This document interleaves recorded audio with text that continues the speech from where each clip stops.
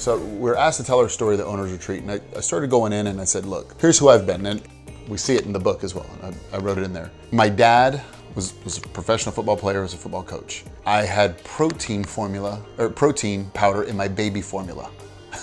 So when people go, how'd you get so big? I'm like, oh, that's our joke. It's like I had protein powder in the baby formula. We even have a picture of my mom, bottle feeding me in there. And I'm like, no, this is seriously how I grew up. I grew up around nutrition and health, but I always grew up knowing that I was going to play professional football. And I don't know where that came from, because I hated watching football. I loved going out and playing it in the street. I love playing every sport. But if we look at my football career, and I think this is where people don't understand. If you have that dream in your heart, this is where it comes true. I finally get to play organized football, 5th grade. I was 5th grade, but I was 113 pounds. The cutoff was 110 to be in the smaller leagues.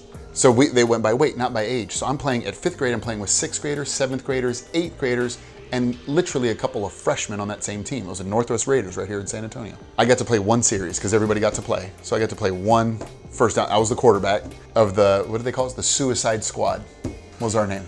Okay. This is how I get introduced to organized football. Out in the street we could play, but I'm introduced there. We go and I'm playing one game. So I'm sitting there on the whole sideline, one series. I end up quitting that year. Why? Because our final game was on Halloween in 5th grade. No, I'm gonna go trick-or-treating. I'm not gonna stand on the sideline all game on Halloween night. Like, you're out of your mind. And my parents were cool with it. And so that's where I thought, like, hey, I'm cool with this. Nobody got hurt, nobody yelled at me or anything. I'm like, okay, and turn my pads in that week, and so I can go trick-or-treat. I was like, hell yeah. It was like a weight off my back. I was like, no, I wanna go trick-or-treat. I don't wanna do this. We fast forward, I don't play in 6th grade. 7th grade comes. I'm still smaller than everybody. I make B team, kind of figuring out, I don't know what football is. I don't know what organized football is. I know pass routes, run routes. I don't know what organized football is. 7th grade, B team. 7th grade is when we went and had our career day. Y'all remember career day? We sat down and the teacher goes, well, hey, what do you want to be? And I put NFL football player.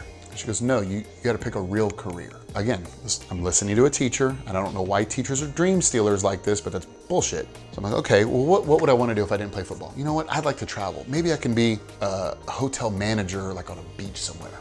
Okay, let me look at hotel managers. Okay, average income was a lot less than an athlete. Okay, so I'm starting to write that down. I'm just writing down what I would do, my daily activities, why I would be good at it. And there's like a gut wrench in my stomach that just is like, no. It felt like I broke up with my dream. As I'm writing, I'm sitting there going, okay, this is BS. I go up to tell the teacher, look, teacher, I'm gonna be a professional football player.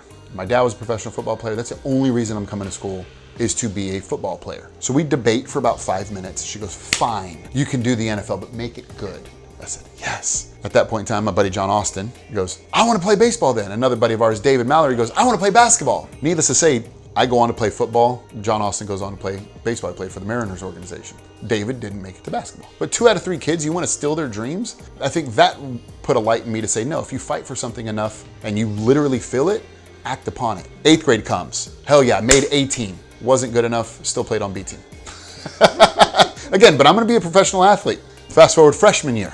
Awesome, man, I'm rocking and rolling freshman year. I fail Spanish with a 69. I get to play the first 3 games of the season and the last game of the season, because then I passed Spanish. And I pleaded with my teacher, like, come on, let me do something. No, you failed. I'm here, I wanna learn. I get it, I'm in trouble. Let me fix it. No, you failed. How many kids would have quit football after 5th grade? After 7th grade when the teacher told them? After 8th grade? After freshman year? It doesn't stop there.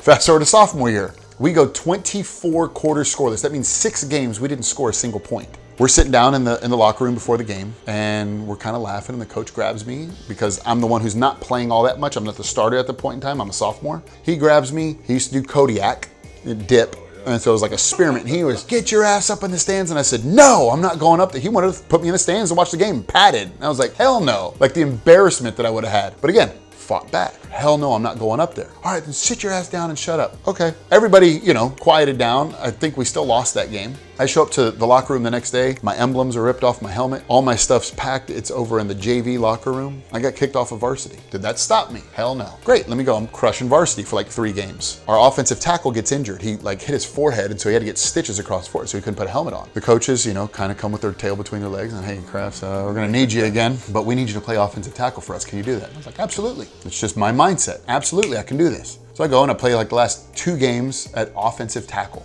Crush it, do a great job. Go into the junior year. Junior year now, it's like, okay, hey, Crafts, you're good enough at tight end, so we're gonna put you there. Tight end, I screw it up. They're like, you know what? We're gonna put you on defensive end. They're like, you can't block a soul. Put it this way, we went and played against Judson. These guys, again, I'm still growing. My body, I'm like, a baby giraffe. Like, I'm still, smaller than everybody else. yeah. No, I'm getting bigger now, but still I'm trying to grow into my body at this point in time. And so they put me at defensive end and like, I start doing really good at defensive end. Okay, great. Crafts is good. Our senior tight end left. So my senior year, they go, Crafts, we need you to play both offensive tight end and defensive end. Can you do that? We won't have you play any special teams. Absolutely, coach, I can do it. That has just always been the way that I do things. We go, I make it to UTEP, get a scholarship. I'm practicing all summer long at tight end. I show up to camp and they have me in the defensive end locker room. I'm going, I thought I was gonna be a tight end. And Coach Nord goes, what do you want to be? And I said, well, Coach, I was practicing at tight end. Then we'll put you at tight end. Like that's literally